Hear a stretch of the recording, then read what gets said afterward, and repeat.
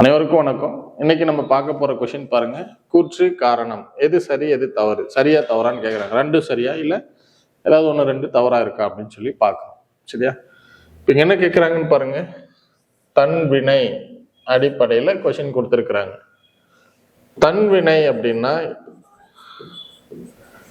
ஒன்றும் கிடையாது, ரொம்ப சிம்பிள் தான். என்னன்னு பாருங்க, எழுவாய் ஒரு வினையை செய்யணும்.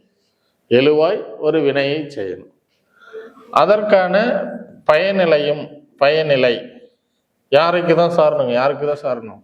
எழுவாய்க்கே சாரணும். இப்படி இருந்தது அப்படின்னா தன்வினைன்னு சொல்லலாம். சரிங்களா? இப்ப இந்த தொடர்ல பந்துங்கிறது எழுவாய், உருண்டதுங்கிறது பயனிலை.